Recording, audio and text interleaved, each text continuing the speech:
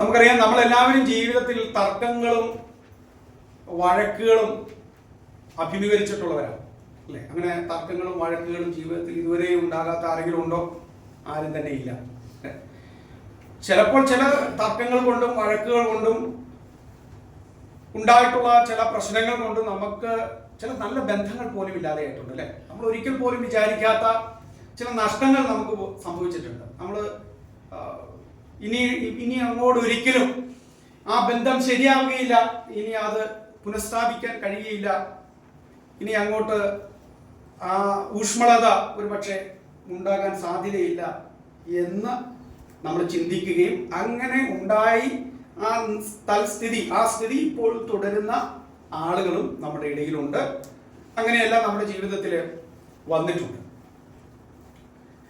ഇതിന്റെ ഒരു പശ്ചാത്തലത്തിലാണ് ഇന്ന് നമ്മൾ ദൈവത്തിന്റെ വചനം ചിന്തിക്കാൻ പോകുന്നത്. പ്രിയപ്പെട്ടവരെ, ക്രിസ്തീയ മാർഗം എന്നുള്ളത് കേവലം കുറെ ഉപരിവിപ്ലവമായ ചിന്താഗതികളും ആശയങ്ങളും കുറെ തത്വങ്ങളും കൊണ്ട് ആശയസമ്പുഷ്ടമായ ഒരു മതവിഭാഗമോ ആശയധാരയോ അല്ല. എന്താണ് ഞാൻ പറഞ്ഞത്? ക്രിസ്തീയ മാർഗം എന്ന് പറയുന്നത് കേവലം ഉപരിവിപ്ലവമായ കുറെ ചിന്തകൾ കൊണ്ട്, ആശയങ്ങൾ കൊണ്ട്, തത്വങ്ങൾ കൊണ്ട് സമ്പുഷ്ടമായ ഒരു വിഭാഗമല്ല, ഒരു സെക്ട് അല്ല.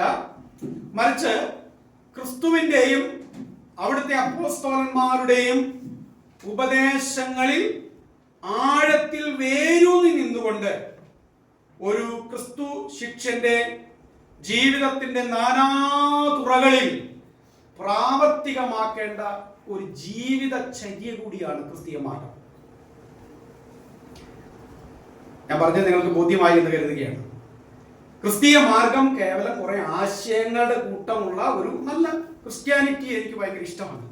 നല്ല ഉപദേശങ്ങൾ, തത്വങ്ങൾ, വലിയ ചിന്തകളുള്ള ഒരു മാർഗമാണ് എന്ന് പറയുന്ന കുറെ മനോഹരമായ ആശയങ്ങളുടെ ഒരു കൂട്ടം, അതിന്റെ ഒരു വിഭാഗമല്ല ക്രിസ്തീയ ജീവിതം. ആ ആശയങ്ങളിൽ ഊന്നി നിന്നുകൊണ്ട്, അതിൽ ആഴത്തിൽ വേരൂന്നിക്കൊണ്ട് ജീവിതത്തിന്റെ നാനാ തുറകളിൽ ആ തത്വങ്ങളും പഠിപ്പിക്കലുകളും ആശയങ്ങളും ചിന്തകളും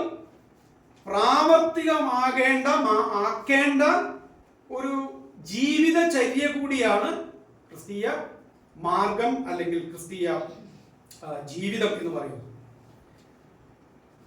കേവലം രണ്ട് കൽപ്പനകളിലൂടെ സകല ന്യായപ്രമാണങ്ങളും സകല കൽപ്പനകളും സകല നിയമങ്ങളും ഉൾക്കൊള്ളിച്ചുകൊണ്ട് ലോകത്തിന്റെ മുമ്പിൽ ഏറ്റവും ശ്രേഷ്ഠമായത് പകർന്നു നൽകിയ ഒരു മാർഗമാണ് ക്രിസ്തീയ മാർഗം. നിങ്ങൾ ദൈവത്തെ സ്നേഹിക്കുന്നത് പോലെ തന്നെ പ്രധാനപ്പെട്ട കാര്യമാണ് നിങ്ങളുടെ സഹോദരനെയോ സഹോദരിയോ നിങ്ങളുടെ അയൽക്കാരനെയോ സഹജീവികളെയോ സ്നേഹിക്കുക എന്നുള്ളത്. കേവലം ദൈവത്തെ സ്നേഹിക്കുന്നത് മാത്രം പറയുന്ന ഒരു മതപരമായ ഒരു മതത്തിലാണല്ലോ ദൈവമുള്ളത് അല്ലേ? അപ്പൊ മതത്തിന്റെ കുറെ ചിന്തകൾ അടങ്ങിയ ദൈവത്തെ സ്നേഹിക്കുക, ദൈവത്തെ ആരാധിക്കുക, ദൈവത്തിന് കൊടുക്കുക, ദൈവത്തെ പൂജിക്കുക, ദൈവചിന്തയുള്ളവരായിരിക്കുക എന്ന് പറയുന്നത് മാത്രമല്ല ക്രിസ്ത്യാനിത്വം. അതേപോലെ പ്രധാനപ്പെട്ട മാനവികമായ സന്ദേശം കൂടി ഉൾപ്പെടുത്തിക്കൊണ്ട് നമ്മെ പഠിപ്പിച്ച മാർഗമാണ് ക്രിസ്ത്യാനിത്വം എന്ന് പറയുന്നത്. അപ്പൊ ദൈവത്തെയും സ്നേഹിക്കണം, ദൈവത്തിന്റെ സൃഷ്ടികളായ മനുഷ്യനെയും സ്നേഹിക്കണം. രണ്ടും ഒരേപോലെ പ്രധാനപ്പെട്ടതാണ് എന്ന് നമ്മെ പഠിപ്പിച്ചതാണ് ക്രിസ്ത്യാനിറ്റി എന്നുള്ളത്. Christianity is not just a philosophical, ideological set of principles, but it is a way of one's lifestyle. ഒരുവന്റെ ജീവിതചര്യയാണ് ക്രിസ്ത്യാനിറ്റി എന്ന് പറയുന്നത്. ഞാനത് യേശുവിന്റെ വാക്കുകൾ കടമെടുത്തുകൊണ്ട് ഞാൻ പറഞ്ഞാൽ ക്രിസ്ത്യാനിറ്റിയെ നമുക്ക് ഈ നിലയിൽ ഞാൻ ഒന്ന് വിഭാവനം ചെയ്യുകയാണ്. It is the way that we should travel to. നമ്മൾ സഞ്ചരിക്കേണ്ട ഒരു വഴിയാണ്. And it is the life that we should exhibit. നാം പ്രദർശിപ്പിക്കേണ്ട ഒരു ജീവനാണത്, അല്ലെങ്കിൽ ഒരു ജീവിതമാണത്. and it is the truth that we should proclaim. നാം വിളംബരം ചെയ്യേണ്ട ഒരു സത്യമാണ്. ഞാൻ പറഞ്ഞത് നിങ്ങൾക്ക് മനസ്സിലായോ? ഏത് വാക്യത്തിന്റെ അടിസ്ഥാനത്തിലാണ് ഞാനിത് പറഞ്ഞത്?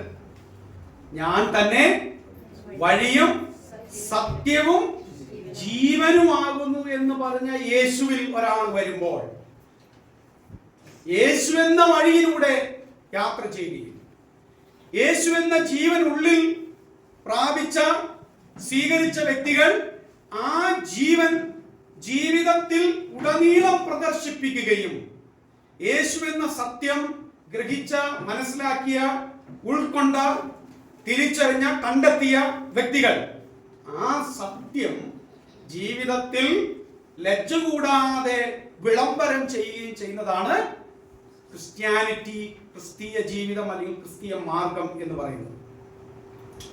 നമ്മൾ ഇന്ന് ചിന്തിക്കാനായിട്ട് പോകുന്നത് അങ്ങനെ വളരെ പ്രായോഗികതയിലൂന്നിയ ഒരു വേദഭാഗത്തിന്റെ വിശകലനമാണ് നമ്മൾ ഇന്ന് ചിന്തിക്കുന്നത്.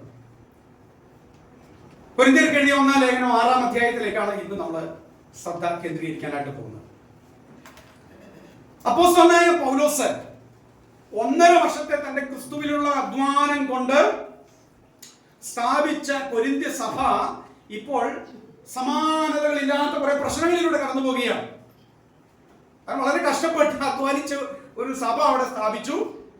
താൻ അവിടെ നിന്ന് പോയതിനു ശേഷം ഇപ്പോൾ സഭ സമാനതകളില്ലാത്ത എന്ന് പറഞ്ഞാൽ മറ്റ് പല സഭകളിലും ഇല്ലാത്തതായ പല പ്രശ്നങ്ങളും തലവേദനകളും ആയിട്ട് പോയിക്കൊണ്ടിരിക്കുന്ന ഒരു സഭയാണ് ഇപ്പോൾ കൊരിന്ത്യ സഭ എന്ന് നമുക്ക് മനസ്സിലാക്കാനായിട്ട് സാധിക്കുന്നുണ്ട്.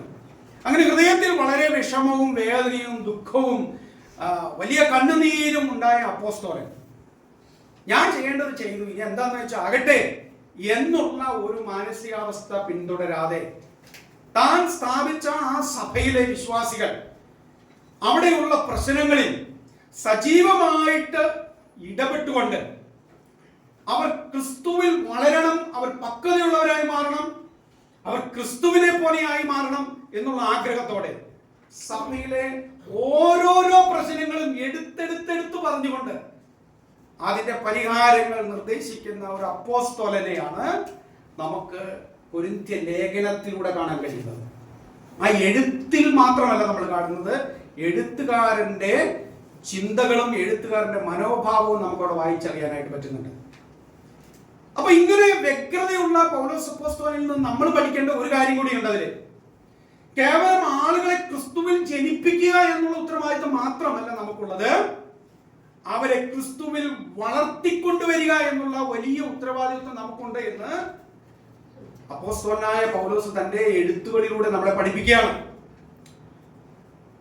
Our responsibility is not to just save the people but also build the saved. രക്ഷിക്കപ്പെടുത്തുക, രക്ഷയിലേക്ക് ആളുകളെ കൊണ്ടുവരിക എന്നുള്ളത് മാത്രമല്ല നമ്മുടെ ഉത്തരവാദിത്തം, രക്ഷിക്കപ്പെട്ടവരെ ക്രിസ്തുവിൽ വളർത്തുക എന്നുള്ള വലിയ ഉത്തരവാദിത്വം നമുക്കുണ്ട് എന്നുള്ള ഒരു പാഠം നമുക്ക് അപ്പോസ്തലന്മാരുടെ ജീവിതത്തിൽ നിന്ന് നമുക്ക് മനസ്സിലാക്കാനായിട്ട് കഴിയും. ഞാൻ പലപ്പോഴും പറഞ്ഞിട്ടുള്ള ഒരു കാര്യമുണ്ട്. ഈ ലേഖനങ്ങളെല്ലാം എഴുതിയത് ഏതെങ്കിലും ആയിരക്കണക്കിന് വരുന്ന വിശ്വാസികളുള്ള സഭകൾക്കൊന്നുമല്ല. എന്തിനേറെ നൂറുകണക്കിന് വിശ്വാസികൾ എന്ന് പറയാൻ പോലും ഉള്ള സഭകൾക്കല്ല ഈ ലേഖനങ്ങൾ എഴുതിയത്.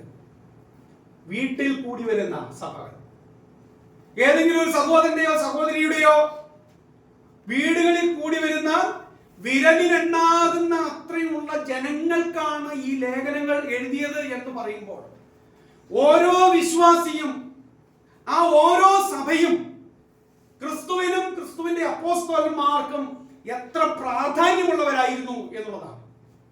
എത്ര ഗൗരവത്തോടെ അവർ ആ കൊച്ചു സഭകളെ പോലും, ആ വീട്ടിലുള്ള സഭയെ പോലും അവരെടുത്തു എന്നുള്ളത് നമ്മൾ കാണുന്നു. ഇന്ന് പലപ്പോഴും ദൈവദാസന്മാർക്ക് പ്രസംഗങ്ങൾ പ്രസംഗിക്കണമെങ്കിൽ എത്ര ആള് മുന്നിൽ ഉണ്ടാകും എന്നുള്ള കണക്ക് അവർക്ക് അറിഞ്ഞെങ്കിൽ മാത്രമാണ് നല്ല പ്രസംഗങ്ങൾ പോലും വരികയുള്ളൂ. എത്ര പേര് കൂടും, അതിനനുസരിച്ചിട്ടാണ് ഇന്ന് പ്രസംഗിക്കാൻ വരാൻ പോലും തയ്യാറാവുകയുള്ളൂ. പ്രസംഗത്തിന്റെ ഗുണനിലവാരം പോലും നിശ്ചയിക്കപ്പെടുന്നത് മുന്നിൽ എത്ര ആളുകൾ ഉണ്ട് എന്നതിന്റെ അടിസ്ഥാനത്തിലാണ്. അങ്ങനെയായിരുന്നു അപ്പോസ്തലന്മാർ ചിന്തിച്ചിരുന്നതെങ്കിൽ പ്രിയപ്പെട്ട സഹോദരി സഹോദരന്മാരെ, നമുക്ക് ഈ പുതിയ നിയമത്തിലെ ലേഖനങ്ങൾ ഒന്നും തന്നെ ഉണ്ടാകുമായിരുന്നില്ല. എത്ര ഘനഗാംഭീര്യമുള്ള, എത്ര ഈടുറ്റതായ, മഹത്തരമായ, മേൽത്തരമായ, ശ്രേഷ്ഠമായ ലേഖനങ്ങളാണ് അപ്പോസ്തലന്മാർ ഈ വിരലിലെണ്ണാകുന്ന അംഗങ്ങളുള്ള സഭകൾക്ക് എഴുതി വെച്ച് അല്ലെങ്കിൽ അവരിലേക്ക് കൈമാറ്റം ചെയ്തത്. അതെല്ലാം നമ്മളെ പഠിപ്പിക്കുന്നത് സഭയെ, അതൊരു 5 പേര് കൂടി വരുന്നതാകട്ടെ, 500 പേര് കൂടി വരുന്നതാകട്ടെ, ഒരേപോലെ പ്രാധാന്യമുള്ളതാണ്, ഗൗരവമുള്ളതാണ്. ഓരോ വിശ്വാസിയും ഓരോ ലോക്കൽ സഭയും എന്നുള്ളത് ശുശ്രൂഷകന്മാരും വിശ്വാസികളായ നമ്മളും മനസ്സിലാക്കണം. എന്റെ സഭ, എന്റെ സഭയോടുള്ള എന്റെ സ്നേഹം, എന്റെ സഭയോടുള്ള എന്റെ ഉത്തരവാദിത്തം, അതിനോടുള്ള എന്റെ കടമകൾ നിർവഹിക്കൽ, അത് സഭയുടെ വലിപ്പവും കാര്യങ്ങളും നോക്കിയിട്ടല്ല, കർത്താവിനെ പ്രതിയും കർത്താവ് എങ്ങനെയാണ് സഭയെ കാണുന്നത്, സഭയുടെ പ്രാധാന്യം എന്താണെന്ന് മനസ്സിലാക്കിക്കൊണ്ട് തന്നെത്താൻ ഏൽപ്പിച്ചു കൊടുക്കുന്നവനായിരിക്കണം ഒരു സഭാംഗം എന്നുള്ളത്. അപ്പൊ ഞാനത് കൂട്ടത്തിൽ അങ്ങ് പറഞ്ഞു എന്ന് മാത്രമേ ഉള്ളൂ. അപ്പോസ്തലനായ പൗലോസിന്റെ മനസ്സ് നമ്മളൊന്ന് അറിയാൻ വേണ്ടിയിട്ട്. നമുക്കറിയാം, ഈ കൊരിന്ത്യർ ലേഖനം നമ്മൾ വായിച്ചു പോകുമ്പോൾ താൻ ഓരോ അധ്യായങ്ങളിൽ ഓരോ പ്രശ്നങ്ങളാണ് കൈകാര്യം ചെയ്യുന്നത്. ആ സഭയിലെ ഓരോ പ്രശ്നങ്ങൾ തന്റെ ചെവിയിലെത്തിയ, താൻ മനസ്സിലാക്കിയ കാര്യങ്ങൾ, ആ സഭയുടെ പ്രശ്നങ്ങൾ, അതൊന്നും താൻ ആരെങ്കിലുമൊക്കെ വേദനിപ്പിക്കുമല്ലോ, ആരെങ്കിലുമൊക്കെ പ്രയാസപ്പെടുമല്ലോ എന്നുള്ള ചിന്തകളൊന്നും കൂടാതെ തന്നെ അവർക്ക് താൽക്കാലികമായ വിഷമം ഉണ്ടായാൽ പോലും അവര് കൊരിന്ത്യർ ലേഖനം രണ്ടാമത്തെ ലേഖനത്തിൽ, കൊരിന്ത്യർക്ക് രണ്ടാമത്തെ ലേഖനം എഴുതുമ്പോൾ പൗലോസ് പറയുന്നുണ്ട്, ഞാൻ നിങ്ങളോട് പറഞ്ഞ കാര്യങ്ങൾ താൽക്കാലികം, അത് നിങ്ങൾക്ക് വേദനയും പ്രയാസവും ഉണ്ടാക്കിയെങ്കിലും നിങ്ങൾക്ക് ആ വേദനയും പ്രയാസവും ഉണ്ടായത് ഞാൻ സത്യം പറഞ്ഞു എന്നുള്ള, സത്യം എന്നുള്ള ഒരു വസ്തുത കൊണ്ടാണല്ലോ, അത് നിങ്ങൾക്ക് പിന്നീട് ഗുണകരമായി മാറും, അതിൽ എനിക്ക് സംശയമില്ല എന്ന് താൻ രണ്ടാമത്തെ ലേഖനം എഴുതുമ്പോൾ പറയുന്നുണ്ട്. അപ്പോൾ ആരെയെങ്കിലും ഒന്ന് തേച്ച് വെളുപ്പിക്കാനോ ആരെങ്കിലും ഒന്ന് സുഖിപ്പിക്കാനോ വേണ്ടിയിട്ടല്ല, ആ സഭയിലുള്ള പ്രശ്നങ്ങൾ ഉള്ളതുപോലെ താൻ കൈകാര്യം ചെയ്യുകയും അത് അഡ്രസ് ചെയ്ത് അവരോട് പറയുകയും ചെയ്യുന്നു. ഇന്ന് നമ്മൾ ചിന്തിക്കുന്നത് 6-ാമത്തെ അധ്യായത്തിലേക്ക്, 6-ാം അധ്യായമാണെന്ന് ഞാൻ നിങ്ങളോട് പറഞ്ഞത്. 5-ാം അധ്യായത്തിൽ സഭാവിശ്വാസികളുടെ ഇടയിലുള്ള ദുർനടപ്പും അതിനുള്ള അച്ചടക്ക നടപടിയുമായിരുന്നു വിഷയമെങ്കിൽ 6-ാം അധ്യായത്തിലേക്ക് വരുമ്പോൾ വിശ്വാസികൾ തമ്മിലുള്ള വ്യവഹാരങ്ങൾ, തർക്കങ്ങൾ, ലോസ്യൂട്ട്സ്, എന്താ പറയുക, വ്യവഹാരങ്ങൾ അല്ലെങ്കിൽ കേസുകൾ, വിശ്വാസികളുടെ ഇടയിൽ തന്നെയുള്ള വ്യവഹാരങ്ങൾ, ലോസ്യൂട്ട്സ് എന്നാണ് ഇംഗ്ലീഷിൽ പറഞ്ഞിരിക്കുന്നത്, അല്ലെങ്കിൽ അവരുടെ ഇടയിലുള്ള കേസുകൾ ആണ് അതിന്റെ ഒരു പ്രധാനപ്പെട്ട പ്രമേയ വിഷയം. ഈ അധ്യായത്തിൽ 2 പ്രധാന പ്രമേയങ്ങളാണ് നമ്മൾ കാണുന്നത്. ഈ 2 പ്രമേയങ്ങളും ബന്ധപ്പെട്ട് കിടക്കുന്നതാണെങ്കിൽ പോലും ഇന്ന് നമ്മൾ അതിൽ ഒരു കാര്യം മാത്രമാണ് നമ്മൾ ചിന്തിക്കുന്നുള്ളൂ. അത് 6-ാം അധ്യായം അതിന്റെ 1 മുതൽ 9-ാം വാക്യത്തിന്റെ ആദ്യ ഭാഗം വരെ മാത്രമേ നമ്മൾ ഇന്ന് ചിന്തിക്കുന്നുള്ളൂ. നമുക്ക് ഈ വേദഭാഗം ഒന്ന് വായിക്കാം. 6-ാം അധ്യായം 1 മുതൽ 9 വരെയുള്ള വാക്യങ്ങൾ. ഈ അധ്യായത്തിൽ നമുക്ക് ഇനി താഴത്തേക്ക് വായിക്കേണ്ടതായിട്ടുണ്ട്. ഈ അധ്യായം 2 പ്രധാനപ്പെട്ട പ്രമേയങ്ങളാണ് പറയുന്നത്. ഞാൻ നിങ്ങളോട് പറയുകയുണ്ടായി. 1-ാമത്തെ ഭാഗത്ത് വിശ്വാസികളുടെ ഇടയിലുള്ള വ്യവഹാരങ്ങൾ, അതാണ് 1 മുതൽ 9 വരെയുള്ള വാക്യങ്ങളിൽ കാണുന്നത്. 2-ാമത്തെ എന്ന് പറയുന്നത് വിശ്വാസികളും അവരുടെ ശരീരത്തിന്റെ ഉപയോഗവും, വിശ്വാസികൾ അവരുടെ ശരീരം ഏത് നിലയിലാണ് ഉപയോഗിക്കേണ്ടത് എന്നുള്ള ചിന്തയുമാണ് ഈ അധ്യായത്തിൽ പറയുന്നത്. നിങ്ങളിത് കേട്ടപ്പോൾ തന്നെ ഒരു ഉപസംഹാരത്തിലേക്ക് എത്തി നിൽക്കരുത് എന്ന് ഞാൻ പറയുകയാണ്.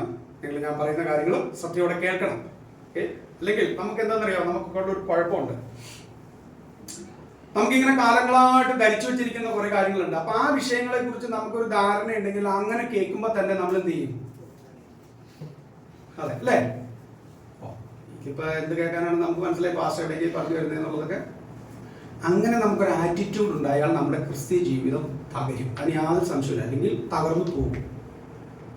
പിന്നെ പരിചയത്വം എന്ന് പറയുന്ന ഒരു കാര്യമുണ്ട്. പരിചയത്വം, ഓക്കെ, പരിചയത്വം നമ്മളെ അപകടത്തിലേക്ക് കൊണ്ടുപോകും. എന്ന് പറഞ്ഞു കഴിഞ്ഞാൽ നമുക്ക് ഈ അതിപരിചയത്വം, ചില വിഷയങ്ങൾ, ചില രീതികളൊക്കെ നമ്മളെ ഉഴപ്പന്മാരാക്കിയും പുതിയ കാര്യങ്ങൾ പഠിക്കാൻ നമുക്ക് കഴിയില്ലാത്തവരാക്കിയും നമ്മളെ മാറ്റും. നമ്മളെ അലസന്മാരാക്കി മാറ്റും. നമ്മെ പുതിയ കാര്യങ്ങൾ ജീവിതത്തിലേക്ക് സ്വീകരിക്കാതിരിക്കത്തക്ക നിലയിലുള്ള മാനസികാവസ്ഥ കൊണ്ട് നമ്മൾ അതിനെ അടച്ചു കളയും.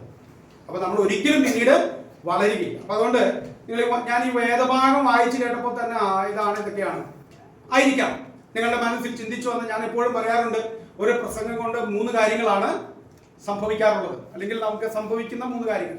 ഒന്ന്, നിങ്ങളും ഞാനും വായിച്ചു വരുന്ന വേദഭാഗങ്ങളിലൂടെ വായിക്കുമ്പോൾ മനസ്സിലാകുന്ന കാര്യങ്ങളുണ്ട്. ആ മനസ്സിലാകുന്ന കാര്യങ്ങളെ ഒന്നുകൂടി ഉറപ്പിച്ച് ദൃഢീകരിച്ച് കിട്ടുവാനായിട്ട് ആരുടെയെങ്കിലും ഒക്കെ പ്രസംഗങ്ങൾ നിങ്ങൾക്ക് ഉപകരിക്കും. അപ്പൊ അതൊരു സ്ഥിരീകരണമാണ്. രണ്ടാമത്, നിങ്ങൾക്ക് ഇതുവരെയും മനസ്സിലാകാത്ത ചില കാര്യങ്ങൾ ഒരുപക്ഷെ അതിനോട് കിട്ടും. ഞാൻ അങ്ങനെ ചിന്തിച്ചില്ലല്ലോ, അങ്ങനെ ഒരു കാര്യം അവിടെ എഴുതിയത് ഞാൻ ഇതുവരെ ശ്രദ്ധിച്ചില്ല, ഞാൻ അത്രയും കണ്ടിട്ടില്ല, അത്രയും ഒരു എന്താ പറയാ ഒരു നിരീക്ഷണം ഞാൻ ആ ഭാഗത്ത് ശ്രദ്ധിച്ചിട്ടില്ല. അപ്പൊ പുതിയ ആശയങ്ങളും ചിന്തകളും ആലോചനകളും ജീവിതത്തിലേക്ക് സ്വീകരിക്കാനുള്ളത് നമുക്ക് കിട്ടും. മൂന്നാമതെന്ന് പറഞ്ഞു കഴിഞ്ഞാൽ നമ്മൾ നാളിതുവരെ ചിന്തിച്ചതിൽ നിന്ന് വിപരീതമായിട്ടുള്ള ഒരു കാര്യം കൂടി ചിലപ്പോൾ അവിടെ തിരുത്തപ്പെടാനായിട്ടുള്ള ഒരു അവസരം കൂടി ഉണ്ടാകും. അങ്ങനെ 2-3 കാര്യങ്ങൾ നമുക്ക് ദൈവവചന ശുശ്രൂഷയിലൂടെ ലഭ്യമാകുന്നുണ്ട്. അപ്പോ ഇവിടെ നമ്മൾ ഈ ഭാഗം വായിച്ച് കേട്ടു. നമുക്കറിയാം, പാപത്താൽ വീഴ്ച സംഭവിച്ച ഒരു ലോകത്തിലാണ് നമ്മൾ ജീവിക്കുന്നത്, അല്ലെ? പാപം നിറഞ്ഞ, പാപികളെ കൊണ്ട് നിറഞ്ഞ, പാപ സ്വഭാവമുള്ള ഒരു ലോകത്തിലും ഒരു ശരീരത്തിലുമാണ് നമ്മൾ എല്ലാവരും ജീവിക്കുന്നത്. അതുകൊണ്ട് തന്നെ നമ്മൾ ജീവിക്കുന്ന നമ്മുടെ വീടുകളിൽ, സഭയിൽ, ചുറ്റുപാടുകളിൽ, സമൂഹത്തിൽ, രാജ്യത്തിലൊക്കെ തർക്കങ്ങളും പ്രശ്നങ്ങളും പരാതികളും ഉണ്ടാവുക എന്നുള്ളത് ഒരു സ്വാഭാവികമായ കാര്യമാണ് എന്നുള്ളത് ഉൾക്കൊണ്ടുകൊണ്ട് തന്നെയാണ് പൗലോസ് ഇത് എഴുതിയിരിക്കുന്നത്. അതങ്ങനെ നിങ്ങൾ ശ്രദ്ധിച്ചാൽ മാത്രമേ മനസ്സിലാക്കിയുള്ളൂ. പാപത്താൽ വീഴ്ച സംഭവിച്ച ഒരു ലോകത്തിൽ നാം ജീവിക്കുമ്പോൾ തർക്കങ്ങളും പരാതികളും വഴക്കുകളും ഉണ്ടാവുക എന്ന് പറയുന്നത് ഒരു അസ്വാഭാവികമായ കാര്യമല്ല, അതൊരു സ്വാഭാവികമായ കാര്യം തന്നെയാണ് എന്ന് ഉൾക്കൊണ്ടുകൊണ്ട് തന്നെയാണ് പൗലോസ് പറയുന്നത്, കാര്യങ്ങൾ എഴുതുന്നത്. അപ്പോൾ തന്നെ അങ്ങനെ വീഴ്ച സംഭവിച്ച ലോകത്തിലാണ്, പാപം നിറഞ്ഞ ലോകത്തിലാണ്, പാപ ശരീരത്തിലാണ് ഞാനും നിങ്ങളും ജീവിക്കുന്നത് എന്നുള്ളതിനെ മറയാക്കിക്കൊണ്ട് വരട്ടെ എന്നുള്ളതും, എന്നെ കൊണ്ട് ഇത്രയൊക്കെ പറ്റുള്ളൂ, എനിക്കിങ്ങനെയൊക്കെ ചെയ്യാൻ കഴിയുള്ളൂ, പറയാൻ കഴിയുള്ളൂ എന്നുള്ള സമീപനവും അതിന് വശം പെട്ടു പോകുന്ന മാനസികാവസ്ഥയും ഒരു വിശ്വാസിക്കുണ്ടായാൽ അത് പോരായ്മയാണെന്നും അപ്പോസ്തലൻ നമ്മളിവിടെ പഠിപ്പിക്കുന്നുണ്ട്.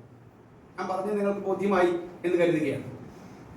നമുക്ക് തെറ്റുകൾ നിറഞ്ഞ, പാപങ്ങൾ നിറഞ്ഞ ലോകത്തിലാണ് നമ്മൾ ജീവിക്കുന്നത്. അതുകൊണ്ട് എന്തുണ്ടാകും? സ്വാഭാവികമായിട്ട് പരാജയങ്ങൾ, വീഴ്ചകൾ ജീവിതത്തിൽ ഉണ്ടാകുക എന്നുള്ളത് സ്വാഭാവികമാണ്.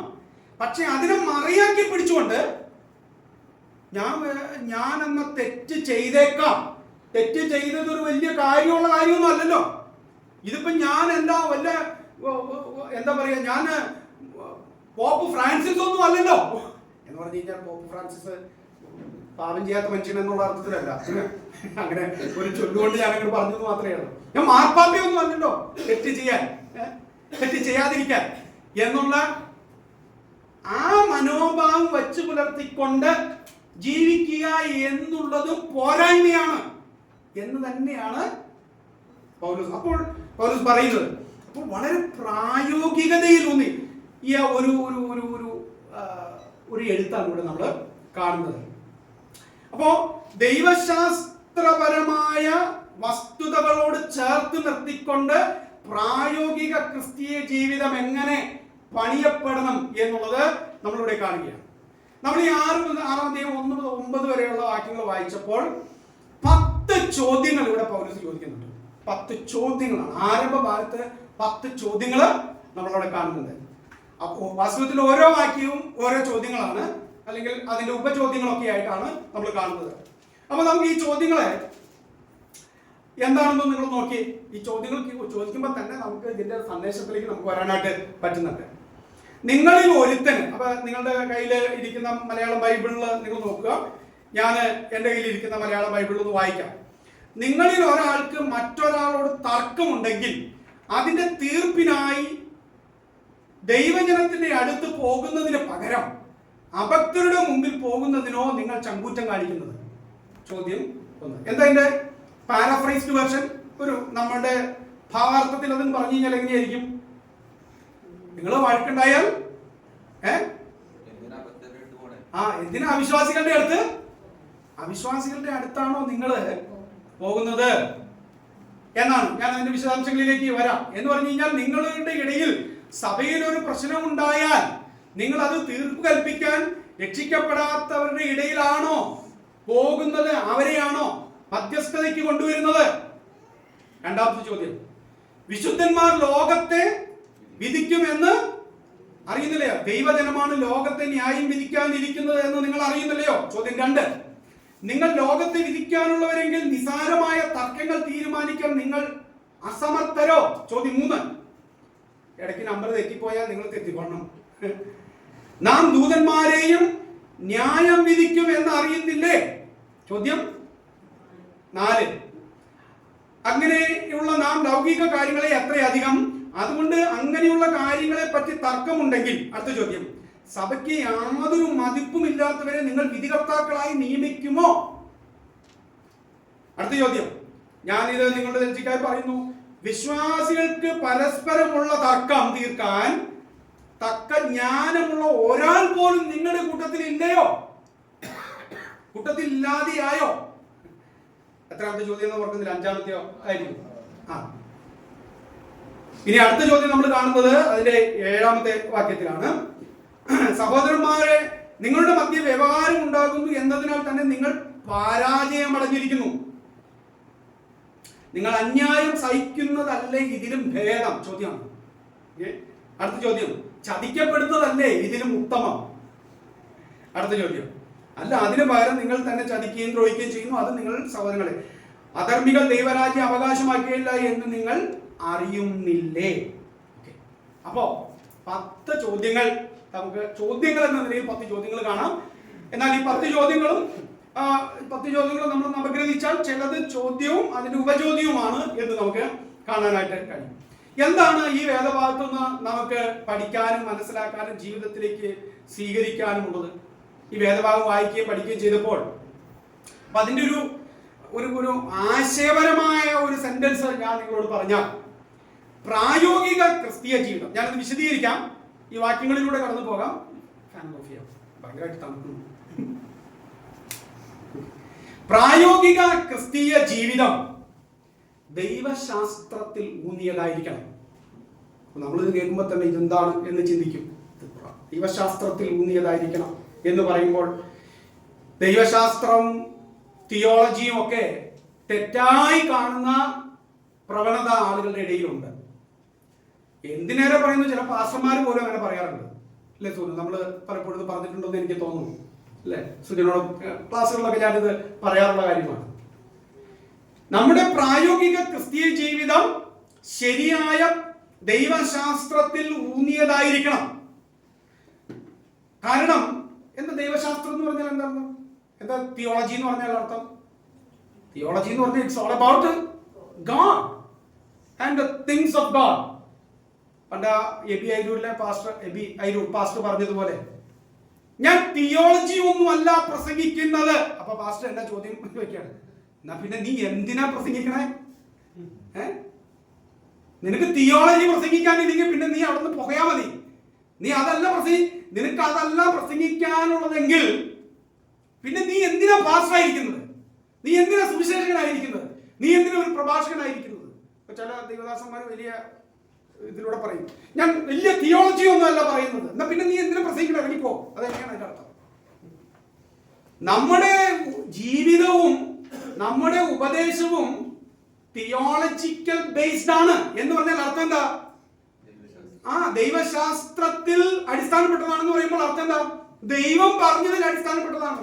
ദൈവ സംബന്ധമായ കാര്യങ്ങളിൽ ദൈവം പറയാത്തത് എന്തെങ്കിലും നമുക്ക് പ്രസംഗിക്കാൻ പറ്റുമോ? ദൈവം അരുളി ചെയ്യാത്തത്, ദൈവം നമുക്ക് രേഖപ്പെടുത്തി തരാത്തത്, അതിലല്ലാതെ നമ്മുടെ ജീവിതം പിന്നെ എന്തിനാണ് അടിസ്ഥാനപ്പെട്ടിരിക്കുന്നത്? അപ്പോൾ എൻ്റെ ജീവിതം, എൻ്റെ വിശ്വാസം, ഇതെല്ലാം അടിസ്ഥാനപ്പെട്ടിരിക്കുന്നത് ദൈവം പറഞ്ഞിരിക്കുന്ന കാര്യങ്ങളാണ്. ഈ ദൈവം പറഞ്ഞിരിക്കുന്ന കാര്യങ്ങളെ നമ്മൾ എന്ത് പറയുന്നത്? തിയോളജി എന്ന് പറയുന്നത്. തിയോസ് പ്ലസ് ലോഗോസ്, അതാണ് തിയോലോഗോസ്, തിയോളജി. തിയോസ് ദൈവം, ലോഗോസ് വചനങ്ങൾ, ദൈവത്തിന്റെ വചനങ്ങൾ. ദൈവത്തിന്റെ വചനങ്ങളെയാണ് തിയോളജി എന്ന് പറയുന്നത്. അപ്പോൾ ദൈവശാസ്ത്രത്തിൽ തന്നെ ഊന്നിയതാണ് നമ്മുടെ പ്രായോഗികമായ ക്രിസ്തീയ ജീവിതവും. നമ്മൾ എന്താണോ വിശ്വസിക്കുന്നത് അതിൽ അടിസ്ഥാനപ്പെട്ടായിരിക്കണം നമ്മുടെ പ്രായോഗിക ക്രിസ്തീയ ജീവിതവും. It simply means you cannot separate theology from its life. You cannot separate theology and life or practice. It is intertwined. എന്ന് പറഞ്ഞാൽ ഇത് ഇഴചേർന്നിരിക്കുന്നതാണ്. ഇതിനെ നമുക്ക് വേർപെടുത്താൻ കഴിയില്ല. ക്രിസ്തീയ ഉപദേശത്തിന്റെ, ക്രിസ്തീയ മാർഗത്തിന്റെ പ്രത്യേകത എന്ന് പറയുന്നത് ഞാൻ നേരത്തെ നിങ്ങളോട് പറഞ്ഞതുപോലെ കേവലം കുറെ ഉപദേശങ്ങളുടെ ഒരു കൂട്ടമല്ല, ഒരു ഉപദേശ സംഹാരം ആയിട്ടുള്ള ഒരു വിഭാഗം അല്ല ഇത്. മറിച്ച് ഇത് പ്രായോഗികതയിൽ ഊന്നിയ കാര്യമാണ്. നാം വിശ്വസിക്കുന്നത് ഒന്നും പ്രവർത്തിക്കുന്നത് മറ്റൊന്നും ആകാൻ പാടുള്ളതല്ല. ഞാൻ വിശ്വസിക്കുന്നത് എന്താണോ അതാണ് എൻ്റെ പ്രായോഗിക ജീവിതത്തിൽ ഞാൻ കൊണ്ടുവരേണ്ടത്, നടപ്പിലാക്കേണ്ടത്. മാത്രമല്ല ക്രിസ്ത്യാനിറ്റി എന്ന് പറയുന്നത് അപ്രായോഗികമായ, പ്രയോഗത്തിൽ വരുത്താൻ കഴിയാത്ത ഒട്ടനവധി തത്വസംഹിതകളുടെയും ദൈവശാസ്ത്ര സമാഹാരങ്ങളുടെയും ഒരു വിഭാഗമല്ല ക്രിസ്ത്യാനിത്വം എന്ന് പറയുന്നത്. നമുക്ക് ഈ വേദഭാഗത്തേക്ക് വരാം. ഞാൻ നിങ്ങളോട് പറഞ്ഞ കാര്യങ്ങളൊക്കെ നിങ്ങളുടെ ശ്രദ്ധയിലുണ്ട് എന്ന് ഞാൻ കരുതുകയാണ്. ഇനി നമുക്ക് ഈ വാക്യം, ഒന്നാമത്തെ വാക്യം വായിച്ച്, നിങ്ങളിൽ ഒരാൾക്ക് മറ്റൊരാളോട് തർക്കമുണ്ടെങ്കിൽ എന്നാണ് നമ്മൾ വായിച്ചത്. ഓക്കെ, അവിടെയാണ് ഭാഷയെ നമ്മൾ മനസ്സിലാക്കേണ്ടത്. ഈ ബൈബിൾ വ്യാഖ്യാനിക്കുമ്പോൾ നമ്മൾ നോക്കുന്ന ചില കാര്യങ്ങളുണ്ട്. It should be interpreted historically, grammatically and literally എന്നുള്ളതാണ്. പിന്നെ അതിന്റെ ബേസിക്, അതിന്റെ അകത്തൊക്കെ പറയുമ്പോൾ തിയോളജിക്കലി എന്ന് നമ്മൾ പറയും. Historical, grammatical and literal interpretation. അങ്ങനെയാണ് നമ്മൾ ബൈബിൾ നോക്കി നമ്മൾ കാര്യങ്ങൾ മനസ്സിലാക്കേണ്ടത്. പിന്നെ മൊത്തം അതിന്റെ തിയോളജിക്കൽ പെർസ്പെക്റ്റീവ് കൂടെ നമ്മൾ നോക്കണം. ഇപ്പൊ ഇവിടെ നിങ്ങൾ വായിച്ച വാചകത്തിലൂടെ, ഭാഷാ പ്രയോഗത്തിലൂടെ മനസ്സിലാക്കുന്ന ഒരു കാര്യം, നിങ്ങളിൽ ഒരാൾക്ക് മറ്റൊരാളോട് തർക്കമുണ്ടെങ്കിൽ, ഇംഗ്ലീഷ് ബൈബിൾ ആരെങ്കിലും ഞാൻ വാക്യം വായിച്ചേ. മതി. ഞാൻ ആ വാക്യത്തിലൂടെ ഞാൻ നേരത്തെ ഒരു കാര്യം പറഞ്ഞിരുന്നു, അതൊന്ന് നിങ്ങളുടെ ശ്രദ്ധയിലേക്ക് കൊണ്ടുവരാൻ വേണ്ടിയിട്ടാണ്. മലയാളത്തിൽ എഴുതിയിരിക്കുന്നത് നിങ്ങളിൽ ഒരാൾക്ക് മറ്റൊരാളോട് തർക്കമുണ്ടെങ്കിൽ, അതിന് നമ്മൾ നേരെ എങ്ങനെ തർജ്ജമ ചെയ്ത്, നേരെ ഇംഗ്ലീഷിലേക്ക് തർജ്ജമ ചെയ്ത് എങ്ങനെ ഇരിക്കും? If you have a dispute with another person, another believer എന്നാണ്. If എന്നാണ്, ഉണ്ടെങ്കിൽ എന്നാണ്. പക്ഷെ ഇംഗ്ലീഷിൽ നമ്മൾ അവിടെ വായിച്ചത് എന്താണ്? അവിടെ സോനുന്റെ ബൈബിൾ എന്താണ്? വായിച്ചോ. Dare any of you having a matter against another go to അത് ചോദ്യം എന്ന നിലയിലാണ്. ഓക്കെ, പക്ഷെ അനു വായിച്ചതിൽ എന്താണ്, എങ്ങനെ സ്റ്റാർട്ട് ചെയ്തേ? when you have എന്നല്ലേ? അതിന്റെ അർത്ഥം എന്താ?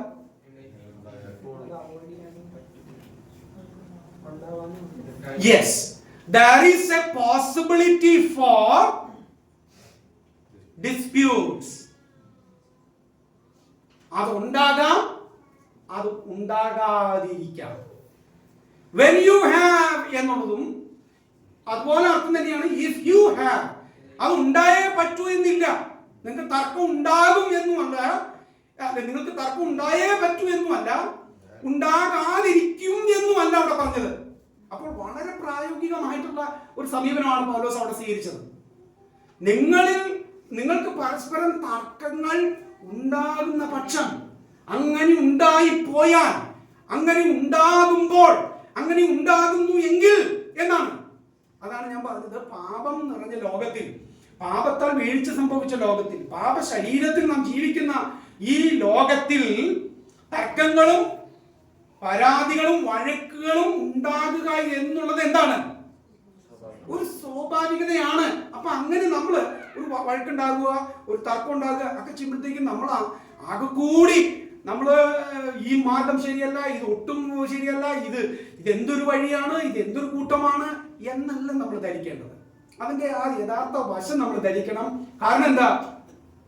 അതിനുള്ള സാധ്യതകൾ നിറഞ്ഞ, അതിന്റെ പൊട്ടൻഷ്യൽ നിറഞ്ഞ, അതിന്റെ സാധ്യതകളുള്ള ഒരു ലോകത്തിലാണ് നമ്മൾ ജീവിക്കുന്നത്. നമ്മൾ ആരും മാലാഖമാരല്ല.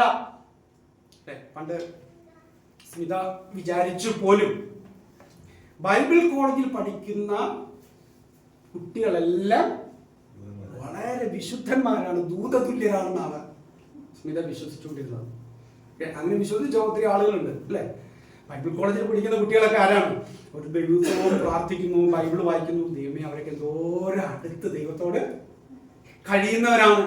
കല്യാണം കഴിച്ചപ്പോഴാണ് സ്മിത ആ കാര്യം തിരുത്തിയത്. സ്മിത തിരുത്തി. നാളിതുവരെ ഞാൻ ധരിച്ചു വെച്ചിരുന്ന എൻ്റെ പല ചിന്താഗതികളും എനിക്ക് തിരുത്തേണ്ടതായിട്ട് വന്നു എന്നാണ് പിന്നീട് ഞാൻ അറിഞ്ഞത്, മനസ്സിലാക്കിയത്.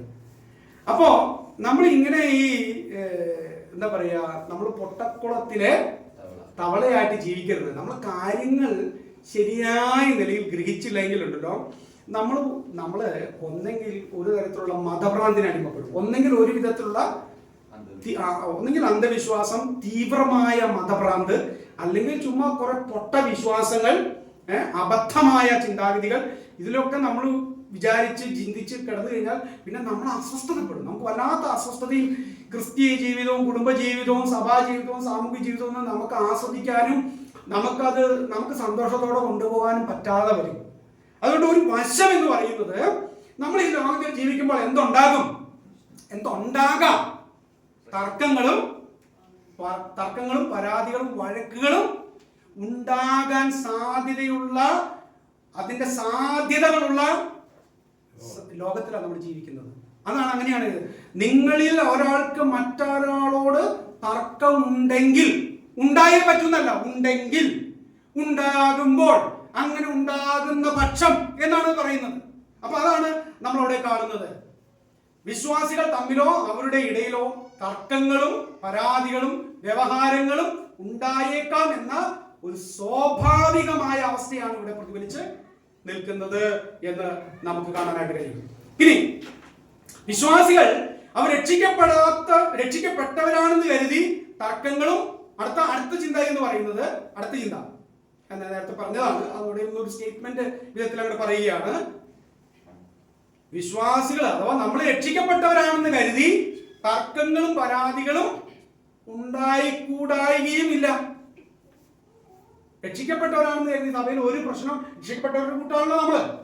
അതുകൊണ്ട് നമ്മുടെ ഇടയിൽ ഒരു അഭിപ്രായ വ്യത്യാസം ഉണ്ടാകില്ല, തർക്കങ്ങൾ ഉണ്ടാവില്ല, പരാതികൾ ഉണ്ടാകില്ല എന്നൊരു അർത്ഥവും അതിനില്ല. പക്ഷേ എവിടെയാ പോരായ്മ എന്ന് ആണ് അപ്പോസ്തലനോട് പറയുന്നത്. പക്ഷേ പോരായ്മയുണ്ട്. അങ്ങനെ അതിന്റെ പേരിൽ നമ്മള് ലോകത്തിലാണ് ഞാൻ നേരത്തെ പറഞ്ഞു, ലോകത്തിലാണ് ജീവിക്കുന്നത്, പാപ ശരീരത്തിലാണ് ജീവിക്കുന്നത് എന്നതിനെ മറയാക്കിക്കൊണ്ട് ഒരു പ്രശ്നം ഉണ്ടാക്കിയേക്കാമെന്നോ, അല്ലെങ്കിൽ ഇങ്ങനെയൊക്കെ പറഞ്ഞേക്കാമെന്നോ, ഇങ്ങനെയൊക്കെ പെരുമാറിയേക്കാം എന്നുള്ളൊരു മാനസികാവസ്ഥയും ജീവിത മനോഭാവവും നമ്മൾ വെച്ചു പുലർത്തിയാൽ അത് അപകടകരമാണ്. അങ്ങനെ ഉണ്ടാകുന്നത് പോരായ്മയുള്ള കാര്യമാണെന്നാണ് അവിടെ എഴുതിയിരിക്കുന്നത്, അല്ലേ? അങ്ങനെ ഉണ്ടാകുന്നത് പോരായ്മയുള്ള കാര്യമാണ് എന്ന് കാണുന്നു. അപ്പോൾ എന്തുകൊണ്ടാണ് വിശ്വാസികൾ തമ്മിലുള്ള തർക്കങ്ങളും പരാതികളും വിശുദ്ധന്മാരുടെ മുമ്പാകെ കൊണ്ടുവരണമെന്ന് പറയുന്നത്? വിശുദ്ധന്മാരുടെ മുമ്പാകെയാണ് കൊണ്ടുവരേണ്ടത്. വിശുദ്ധന്മാർ തമ്മിൽ പ്രശ്നങ്ങൾ ഉണ്ടായാൽ, തർക്കങ്ങൾ ഉണ്ടായാൽ അത് പരിഹരിക്കാനായിട്ട് കൊണ്ടുവരേണ്ടത്, അതിന് പരിഹാരത്തിനായി ഇടപെടേണ്ടത് സഹോദരന്മാർ തന്നെയാണ് എന്ന് പറയാൻ കാരണം, പ്രാപ്തിയുള്ള ജ്ഞാനമുള്ള സഹോദരന്മാർ അതിൽ ഇടപെട്ട് അത് പരിഹരിക്കണം എന്ന് പറയാൻ കാരണം എന്താണ്? അതാണ് അതിന്റെ ദൈവശാസ്ത്രം. എന്തുകൊണ്ട് why a believer, why an able believer, a believer who is having some sense of understanding should get involved in this matter to settle it എന്ന് പറയാനുള്ള കാരണം അതാണ് അതിന്റെ ദൈവശാസ്ത്രം. അത് ഞാൻ പറഞ്ഞത് നമ്മുടെ പ്രായോഗിക ജീവിതം ദൈവശാസ്ത്രത്തിൽ ഊന്നിയതാണ് എന്ന് പറയാൻ കാരണം പൗലോസ് അവിടെ തന്നെ പറയുകയാണ്. എന്താണ് അതിന്റെ 2? എന്തുകൊണ്ടാണ് വിശുദ്ധന്മാർ ലോകത്തെ വിധിക്കും? Reason number 1. അടുത്തത് 3 വിശുദ്ധന്മാർ ദൂതന്മാരെ വിധിക്കും. ഓക്കെ. 3-മത്തത് അവിശ്വാസികളുടെ മുൻപാകെ നമ്മുടെ തർക്കങ്ങൾ കൊണ്ടുവരുന്നത് പോരായ്മയുള്ള കാര്യമാണ്. 6-ാം വാക്യവും 7-ാം വാക്യവും. ഓക്കെ, അപ്പോ അവിശ്വാസികളുടെ മുമ്പാകെ നമ്മുടെ തർക്കങ്ങൾ കൊണ്ടുപോകുന്നത് തന്നെ പോരായ്മയാണ്, 3-ാമത്തെ കാര്യം. ഇനി 4-ാമത്തെ കാര്യം, വിശ്വാസികൾ തമ്മിൽ വ്യവഹാരങ്ങൾ ഉണ്ടാകുന്നത് തന്നെ പോരായ്മയാണ്. കാരണം നമ്മൾ അങ്ങനെ ഉണ്ടാകാൻ പാടില്ലാത്തവരാണ് എന്നുള്ള വിശ്വാസത്തിലും ജീവിതത്തിലും മുന്നോട്ട് പോകേണ്ടവരാണ്. നമ്മുടെ ഇടയിൽ വഴക്കുണ്ടാകാൻ പാടില്ല, തർക്കങ്ങൾ ഉണ്ടാകാൻ പാടില്ല, നാം കോടതി കയറേണ്ടവരല്ല, നാം പോലീസ് സ്റ്റേഷനിൽ പോകേണ്ടവരല്ല എന്നുള്ള ആ ജീവിതചര്യ അല്ലെങ്കിൽ ആ ഒരു തത്വം ജീവിതത്തിൽ സ്വീകരിച്ചവരാണ് എന്നിരിക്കെ അങ്ങനെ ഒരു പരാതി ഉണ്ടാകുന്നത് പോലും പോരായ്മയുള്ള കാര്യമാണ് എന്നാണ് പറയുന്നത്. അപ്പൊ 4 കാര്യങ്ങളിൽ ബേസ് ചെയ്തിട്ടാണ് ഇത് നമ്മള് ഒരാൾ തർക്കം ഉണ്ടാകുമ്പോൾ ഇങ്ങനെ ചെയ്യാൻ പാടുള്ളൂ എന്ന് പറയാൻ കാരണം. ഓക്കെ, വിശുദ്ധന്മാർ തമ്മിലുള്ള, വിശ്വാസികൾ തമ്മിലുള്ള പരാതികൾ, തർക്കങ്ങളും വിശുദ്ധന്മാരുടെ മുമ്പാകെ എന്തുകൊണ്ട് കൊണ്ടുവരണം? 1-ാമത്തെ കാര്യം, വിശുദ്ധന്മാർ ലോകത്തെ വിധിക്കും. അതിലെവിടെ ഒരു വാക്യം? അതിൽ 7:22, ദാനിയേൽ 7:22. നമ്മള് ലോകത്തെ ന്യായം വിധിക്കുമെന്ന് വേദപുസ്തകം പറയുന്നു. ദാനിയേൽ 7:22 നമ്മൾ വായിക്കുന്നത് ഇങ്ങനെയാണ്, 21-22. വയോധികനായവൻ വന്ന് അത്യുന്നതനായവന്റെ വിശുദ്ധന്മാർക്ക് ന്യായാധിപത്യം നൽകുകയും വിശുദ്ധന്മാർ രാജ്യത്വം കൈവശമാക്കുന്ന കാലം വരികയും ചെയ്യുവോളം എന്നുള്ള ഒരു പ്രവചന ഘടന ഉണ്ടോ?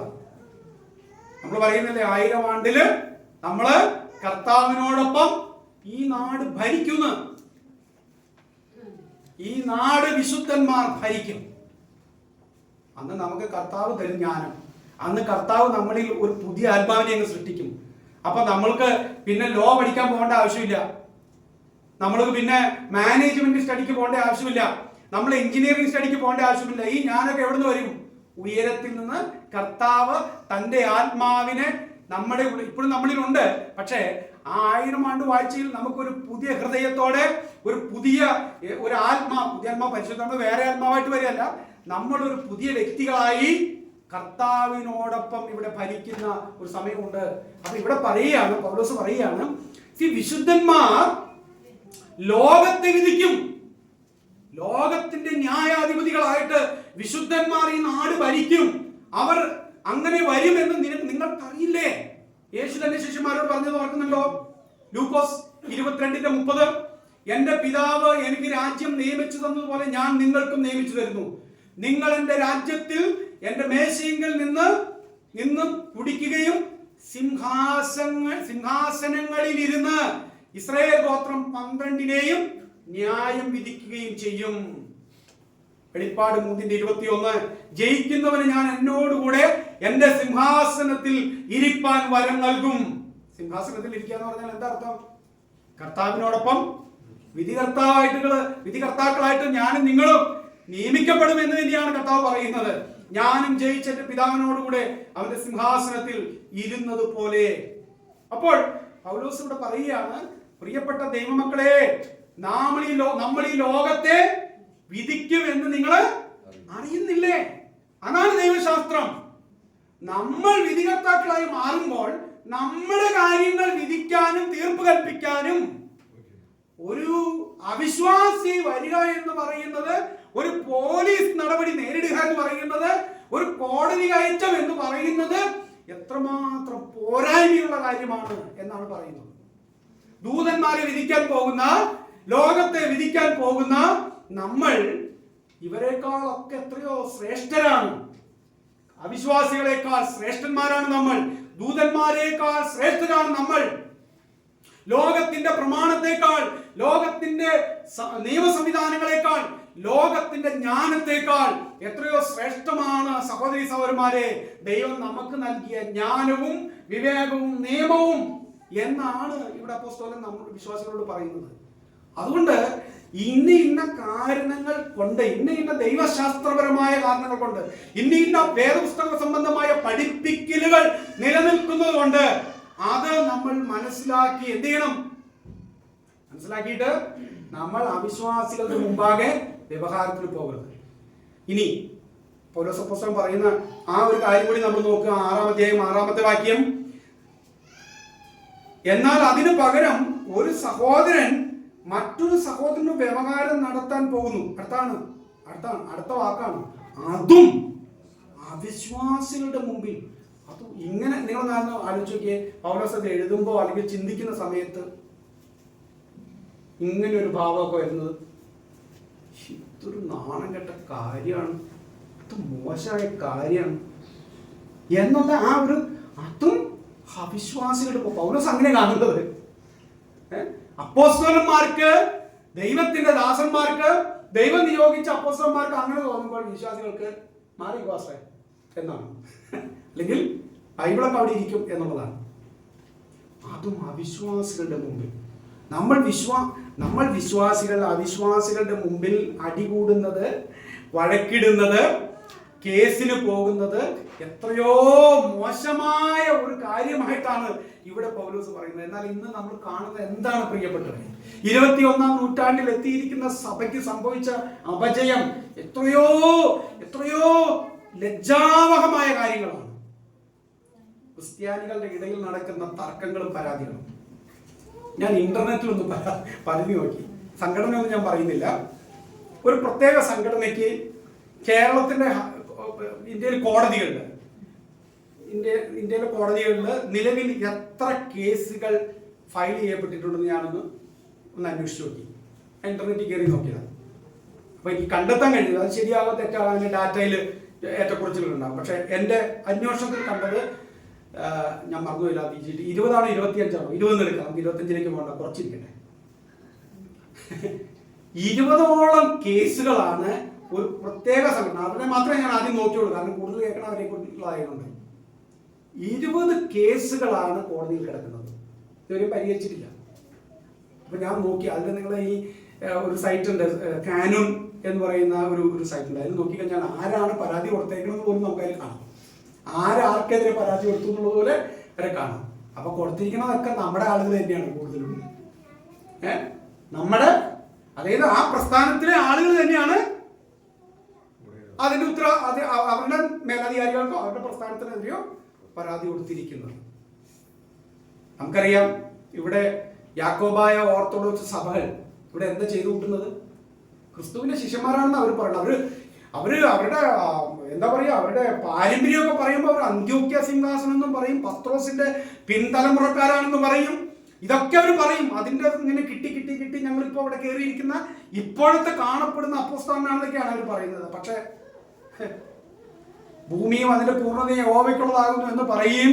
ഈ എന്താണ് ഇവിടെ കാട്ടിക്കൂട്ടുന്നത്? ഒരു സ്ഥലത്തിന് വേണ്ടി, പള്ളിക്ക് വേണ്ടി അടികൂടുക, എന്തെല്ലാം തോന്നിവാസങ്ങളും ലഹളകളും കോടതി കയറ്റവും പോലീസ് നടപടികളുമാണ് ഇവിടെ നടക്കുന്നത്.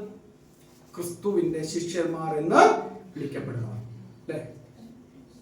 എത്ര ലജ്ജാവഹമായ കാര്യമാണ്. ക്രിസ്തു എന്താണോ പഠിപ്പിച്ചത് അത് ഘടകവിരുദ്ധമായിട്ടുള്ള കാര്യങ്ങളാണ് നമുക്കിവിടെ കാണാനായിട്ട് കഴിയുന്നത്. അപ്പോൾ അവിശ്വാസികളുടെ മുമ്പാകെ വിശ്വാസികൾ തർക്കത്തിൽ ഏർപ്പെടുന്നത് തന്നെ പോരായ്മയുള്ള കാര്യം ആണ് എന്നാണ് നമ്മൾ കണ്ടത്. 4ാമത്തെ കാര്യം നമ്മൾ കണ്ടു, അങ്ങനെ ഉണ്ടാകുന്നത് പോലും, നമ്മളുടെ ഇടയിൽ വഴക്കുണ്ടാകുക എന്ന് പറയുന്നത് പോലും പോരായ്മയുള്ള കാര്യമാണ്. 7ാമത്തെ വാക്യം എന്താ? നിങ്ങളുടെ മധ്യേ വ്യവഹാരം ഉണ്ടാകുന്നു എന്നതിനാൽ തന്നെ നിങ്ങൾ പരാജയമടഞ്ഞിരിക്കുന്നു. അത് പോരായ്മയുള്ള കാര്യമാണ്. അങ്ങനെ ഒരു വഴക്കുണ്ടാകുക എന്ന് പറയുന്നത് പോലും അത് നല്ല കാര്യമല്ല, അത് പോരായ്മയായിട്ട് നിങ്ങൾ കാണണം. അത് വലിയ കാര്യമല്ല. പലപ്പോഴും നമ്മൾ ചിന്തിക്കണം, ഞാൻ നീതിക്കും ന്യായത്തിനും വേണ്ടിയിട്ട്, അതാണല്ലോ പലപ്പോഴും പറയുന്നത്, ഞാൻ നീതിക്കും ന്യായത്തിനും വേണ്ടി പോരാടുന്നതിന്റെ ശബ്ദമായിട്ടാണ് നിൽക്കുന്നത് എന്നാണ്. പക്ഷെ നമുക്ക് താഴത്തേക്ക് വായിച്ചു വരുമ്പോൾ ഇവയെ എങ്ങനെ സമീപിക്കണമെന്ന് നമ്മൾ കാണുന്നുണ്ട്. അപ്പോ എന്താണ് നാം പഠിക്കേണ്ട പാഠവും ജീവിതത്തിൽ സ്വീകരിക്കേണ്ട സ്വഭാവവും ഇവിടെ ഈ ഭാഗത്തുനിന്ന്? തർക്കങ്ങളും പരാതികളും പരിഹരിക്കുന്നതിൽ ലോക മനുഷ്യരെക്കാൾ ജ്ഞാനവും വിവേകവും വിശ്വാസികൾക്ക് ഉണ്ടായിരിക്കണം. വിശ്വാസികളുടെ മാനവികവും ധാർമ്മികവുമായ നിയമങ്ങൾ ലോകത്തിൻ്റെതിനേക്കാൾ ശ്രേഷ്ഠമാണ് എന്ന തിരിച്ചറിവ് വിശ്വാസികൾക്ക് ഉണ്ടാകണം. വിശ്വാസികളുടെ സ്ഥാനം ഈ ലോകത്തിലെ ന്യായാധിപന്മാരുടേതിനേക്കാളും ദൂതന്മാരുടേതിനേക്കാളും ഉയർന്നതാണ്. നമ്മുടെ ഇടയിലെ വിഷയങ്ങൾ പരിഹരിക്കാൻ ആ നിലപാട് നമ്മൾ സ്വീകരിക്കണം. ഇനി വിശ്വാസികളും അപ്പോ നമ്മൾ എന്ത് ചെയ്യണം? നമ്മൾ തർക്കങ്ങളും പരാതികളും ഉണ്ടായാൽ അത് നമ്മുടെ ഇടയിൽ ജ്ഞാനമുള്ള സഹോദരന്മാർ ഇടപെട്ട് അത് പരിഹരിക്കണം. അതുകൊണ്ട് നമ്മൾ എങ്ങോട്ട് പോകരുത്, അവിശ്വാസികളുടെ അടുക്കിലേക്ക് പോകരുത്, കോടതി കയറാൻ നമ്മൾ പോകരുത്, പോലീസ് സ്റ്റേഷനിലേക്ക് പോകരുതെന്നാണ് നമ്മളെ വേദപുസ്തകം പഠിപ്പിക്കുന്നത്. ഇനി ഞാൻ അതിന്റെ വേറൊരു ഭാഗം വരുന്നുണ്ട്. അപ്പോ ഇനി വിശ്വാസികളുടെ ഇടയിൽ തർക്കങ്ങൾ ഉണ്ടാകുമ്പോൾ അവ നമ്മൾ എങ്ങനെയാണ് അതിനോട് സമീപിക്കേണ്ടത് എന്ന് നമ്മൾ കണ്ടു. ഒന്ന്, വിശ്വാസികൾ തമ്മിൽ വ്യവഹാരങ്ങൾ ഉണ്ടാകുന്നത് വളരെ മോശപ്പെട്ട കാര്യമാണെന്നുള്ള ചിന്താഗതി നമുക്ക് അങ്ങനെ സംഭവിച്ചു പോയല്ലോ. വളരെ മോശമായ ഒരു കാര്യമാണ്, ഉണ്ടാകാൻ പാടുള്ളതല്ലായിരുന്നു, പക്ഷെ ഉണ്ടായിപ്പോയി എന്നുള്ള ഒരു മാനസികാവസ്ഥയെങ്കിലും നമ്മൾ ഉണ്ടാകണം. രണ്ടാമത്തത്, അങ്ങനെ ഉണ്ടായാൽ എന്ത് ചെയ്യുക? അങ്ങനെ ഉണ്ടായാൽ എന്ത് ചെയ്യണം? നിങ്ങൾ പറഞ്ഞേ, സഭയിൽ തന്നെ അത് പരിഹാരം ഉണ്ടാക്കണം. ലോകത്തിലേക്ക് വലിച്ചിഴക്കപ്പെടരുത് എന്നുള്ളതാണ് കാണുന്നത്. ഇനി മൂന്നാമത്തെ കാര്യമാണ് ഏറ്റവും കഠിനമായ പറയുന്നുള്ളത്. കഠിനം എന്ന് നമ്മൾ ചിന്തിക്കുന്ന കാര്യം 6:7 ഒന്നുകൂടെ വായിച്ച്. 6:7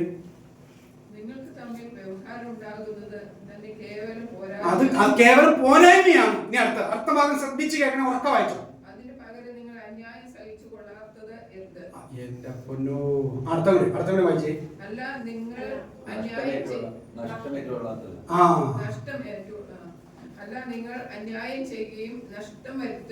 അതുകൊട്ടെ നമുക്ക് വായിക്കേണ്ടത്, നമ്മൾ ചെയ്യേണ്ടത് എന്താണ്?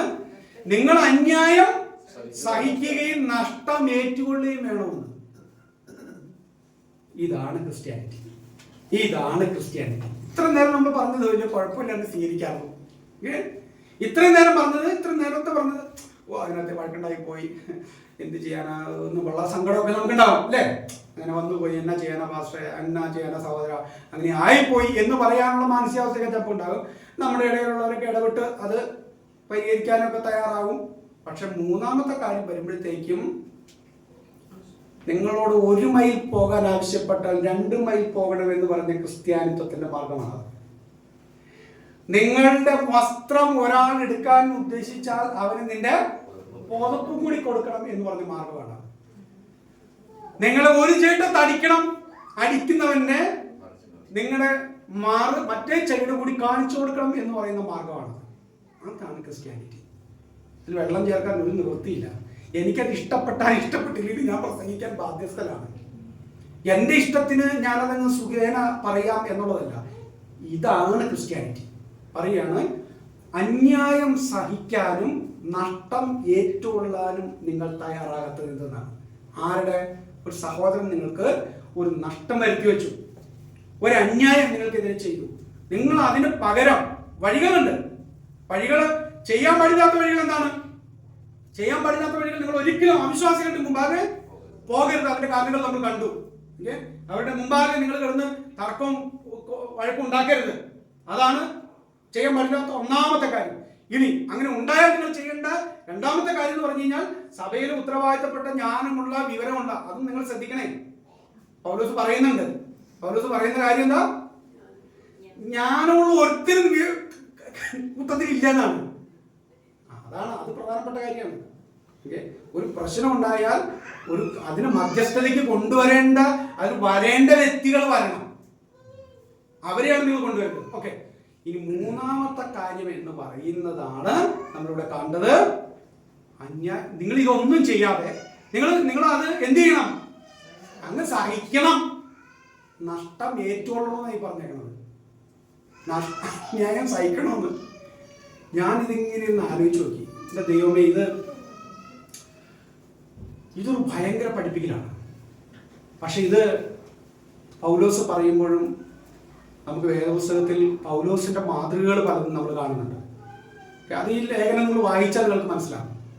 പൗലോസ് പലതും നഷ്ടമാക്കുന്ന പലതുമുണ്ട്. പൗലോസിന്റെ അവകാശങ്ങൾ, പൗലോസിന്റെ തനിക്ക് അർഹതപ്പെട്ടതുപോലും താൻ ക്രിസ്തു നിമിത്തവും സുവിശേഷം നിമിത്തവും വേണ്ട എന്ന് കരുതുന്ന ആ നഷ്ടം ഏറ്റെടുക്കാൻ തയ്യാറാകുന്ന അപ്പോസ്തലനായ പൗലോസിനെയാണ് നമുക്ക് കാണാനായിട്ട് കഴിയുന്നത്. ഇനി ക്രിസ്തു എന്താ ചെയ്തത്? സ്വർഗ മഹിമകളെ വെടിഞ്ഞു, അവൻ പീലാത്തോസിന്റെയും ഹെരോദാവിന്റെയൊക്കെ മുമ്പിൽ നിൽക്കുന്ന സമയത്ത് തന്നെ അകാരണമായി ശകാരിക്കുകയും കുറ്റം വിധിക്കുകയും ചെയ്യുമ്പോൾ അവിടുന്ന് എന്ത് ചെയ്തു എന്നാ പത്രോസ് എഴുതിയിരിക്കുന്നത്? അവനെ നമ്മൾ കാണുന്നത് എവിടെയാണ്? പത്രോസിന്റെ 1 ലേഖനം 2-ാം അധ്യായം 20-ാമത്തെ വാക്യം. നിങ്ങൾ കുറ്റം ചെയ്തിട്ട് അടികൊള്ളുന്നത് സഹിച്ചാൽ എന്ത് യശസ്സുള്ളൂ? നന്മ ചെയ്തിട്ട് കഷ്ടം സഹിച്ചാൽ അതിന് ദൈവത്തിന് പ്രസാദം. അതിനായിട്ടല്ലോ നിങ്ങൾ വിളിച്ചിരിക്കുന്നത്. ക്രിസ്തുവും നിങ്ങൾക്ക് വേണ്ടി കഷ്ടം അനുഭവിച്ചു. നിങ്ങൾ അവന്റെ കാഴ്ചയോട് പിന്തുടരുവാൻ ഒരു മാതൃക വെച്ചു പോയിരിക്കുന്നു. അവൻ പാപം ചെയ്തിട്ടില്ല, അവന്റെ വായിൽ വഞ്ചന ഒന്നും ഉണ്ടായിരുന്നില്ല. തന്നെ ശകാരിച്ചിട്ട് പകരം ശകാരിക്കാതെയും കഷ്ടം അനുഭവിച്ചിട്ട് ഭീഷണം പറയാതെയും ന്യായമായി വിധിക്കുന്നവെങ്കിൽ കാര്യം ഫലമേൽപ്പിക്കുകയും അത്രേ ചെയ്തത് എന്നാണ് നമ്മൾ കാണുന്നത്. അപ്പോ യേശു എന്താ ചെയ്തത്? അതാണ് നമ്മളിവിടെ കാണുന്നത്. അപ്പോ നമ്മൾ കാണുന്നത് ക്രിസ്ത്യാനിത്വത്തിന്റെ ഏറ്റവും ഉന്നതമായ ഒരു ഭാവമാണ് നമ്മളിവിടെ കാണുന്നത്. ക്രിസ്ത്യാനിത്വത്തിന്റെ ഏറ്റവും ഉന്നതമായ ഒരു ഭാവം മത്തായി സുവിശേഷം 5:40 നമ്മൾ കാണുന്നത്. കണ്ണിന് പകരം കണ്ണ്. അത് ന്യായമാണ്. ന്യായപ്രമാണം എന്ന് പറഞ്ഞു കഴിഞ്ഞാൽ ന്യായമായ പ്രമാണം എന്നാണ് അർത്ഥം. അതിൽ തെറ്റൊന്നുമില്ല. നമ്മൾ പലപ്പോഴും കാണുന്നത് ന്യായപ്രമാണം തെറ്റാണ്. അല്ല, ന്യായപ്രമാണം എങ്ങനെ തെറ്റാണ്? ആ പേര് തന്നെ എന്താണ്? ന്യായപ്രമാണം എന്നാണ്. അതെ, ഞാൻ പറയില്ല, പാസ്റ്റർമാർ പോലും, ഞാൻ ഒത്തിരി പാസ്റ്റർമാർ പോലും പ്രസംഗിക്കണ കേട്ടിട്ടുണ്ട്. ന്യായപ്രമാണം മുഴുവൻ അത് തെറ്റാണ്. തെറ്റെന്ന് പറഞ്ഞു കഴിഞ്ഞാൽ എന്താണ്? അത് നമുക്ക് സ്വീകരിക്കാൻ പറ്റാത്ത പഠിപ്പിക്കൽ. അത് സ്വീകരിക്കാൻ പറ്റാത്ത പഠിപ്പിക്കലല്ലാതെ അത് ന്യായമായ പ്രമാണമാണത്. അതൊരു റൂളാണത്. അതൊരു തർക്കവും അത് വിഷയങ്ങളും പരിഹരിക്കാനുള്ള ഒരു ഗവൺമെന്റൽ പ്രിൻസിപ്പിളാണ്. ഇത് തന്നെയല്ല ഇവിടെ സർക്കാർ ചെയ്യണുള്ളൂ. കണ്ട് ഇസ്രായേലിന്റെ ദൈവമായ യഹോവ വേറെ എന്തെങ്കിലും നിയമങ്ങൾ കൊടുത്തോ? ഇല്ല. അതാണ് അതിന്റെ കൃത്യമായിട്ടുള്ള പരിഹാരം എന്ന് പറയുന്നത്. കണ്ണിന് പകരം കണ്ണ്, പല്ലിന് പകരം കൃത്യമായിട്ടുള്ള പരിഹാരം. പല്ലിന് പകരം കർത്താവ് പറയാണ്. അതാണല്ലോ ന്യായപ്രമാണം പറയുന്നത്. പക്ഷെ ഞാൻ നിങ്ങളോട് പറയുകയാണ്, നിങ്ങൾ എന്ത് ചെയ്യണം? ഞാനും നിങ്ങളോട് പറയുന്നത്, ദുഷ്ടനോട് എതിർക്കരുത്. നിന്നെ വലത്തെ ചേട്ടത്ത് അടിക്കുന്നവന് മറ്റേതും തിരിച്ചു കാണിക്കാം. നിന്നോട് വ്യവഹരിച്ച് നിന്റെ വസ്ത്രം എടുക്കാൻ ഇച്ഛിക്കുന്നവന് നിന്റെ പുതപ്പും വിട്ടുകൊടുക്കുക. ഒരുത്തൻ നിന്നെ ഒരു നാഴിക നടക്കാൻ വഴി പോകാൻ നിർബന്ധിച്ചാൽ 2 അവനോടുകൂടെ പോകുക. നിന്നോട് യാചിക്കുന്നവന് കൊടുക്കുക. വായ്പ വാങ്ങുവാൻ ഇച്ഛിക്കുന്നവനെ ഒഴിഞ്ഞു പോകരുത്. ഇതാണ് ക്രിസ്ത്യാനിറ്റിയുടെ പഠിപ്പിക്കല്. ഇതാണ് പ്രിയപ്പെട്ടവരെ ക്രിസ്ത്യാനിത്വം. പ്രായോഗികതയാണ് ക്രിസ്ത്യാനിത്വം. അത് നടപ്പിലാക്കുക എന്നുള്ളതാണ് നമ്മളെ കുറിച്ച് കർത്താവ് ആഗ്രഹിക്കുന്നത്. എന്നാൽ ഇന്ന് നമ്മൾ കാണുന്നത് വളരെ ദുഃഖകരമായ കാര്യങ്ങളാണ്, അല്ലേ? കേസ്, വഴക്ക് എല്ലാമായിട്ട് നമ്മുടെ ക്രിസ്തീയ സമൂഹം വളരെ മോശമായ ചീഞ്ഞു നാറുന്ന അവസ്ഥയിലൂടെ പോവുകയാണ്. സഭകൾ അങ്ങനെ പോവുകയാണ്. പ്രിയപ്പെട്ടവർ, നമ്മുടെ ഇടയിൽ അതില്ലാതിരിക്കട്ടെ. അപ്പൊ വിശ്വാസികളുടെ ഇടയിൽ അത് ഉണ്ടായാൽ നമ്മൾ സഹിക്കാൻ ബാധ്യസ്ഥരാണ്. അന്യായം സഹിക്കാൻ ബാധ്യസ്ഥ. ഒരാളുടെ നഷ്ടം വരുത്തി വെച്ചാൽ അത് സഹിക്കാൻ ബാധ്യസ്ഥരാണെന്ന് കൂടി നമ്മളോട് ദൈവത്തിന് പറയുകയാണ്. നമുക്ക് വലിയ ഭീമമായ നഷ്ടം ഉണ്ടാക്കി. നമ്മുടെ ചിലപ്പോൾ പണമായിരിക്കാം, ചിലപ്പോൾ നമ്മുടെ പേര് നഷ്ടമായിരിക്കാം, ചിലപ്പോൾ നമ്മുടെ സ്ഥാനം പോലും ചിലരുടെ കാര്യങ്ങൾ കൊണ്ട് നമുക്ക് നഷ്ടമായേക്കാം. അത് സഹിക്കാൻ തയ്യാറാകുക എന്നാണ് വേദപുസ്തകം പഠിപ്പിക്കുന്നത്. ഇവിടെയാണ് നമ്മുടെ ചിന്താഗതിയിലും നമ്മുടെ മനോഭാവത്തിലും മാറ്റം വരേണ്ടത്. അങ്ങനെ മാറ്റം വരണമെങ്കിൽ കർത്താവിലേക്കും അവിടുത്തെ അപ്പോസ്തലന്മാരിലേക്കും നോക്കുക എന്നുള്ളതാണ് നമുക്ക് കാണാൻ കഴിയുന്നത്. അതുകൊണ്ട് ഞാൻ തുടക്കത്തിലെ ഈ ലേഖനം എടുക്കുന്ന സമയത്ത് തന്നെ പറഞ്ഞത്, ഇത് ലോകത്തിന്റെ പ്രിൻസിപ്പിളേ അല്ല, ലോകത്തിന്റെ വിസ്ഡമേ അല്ല.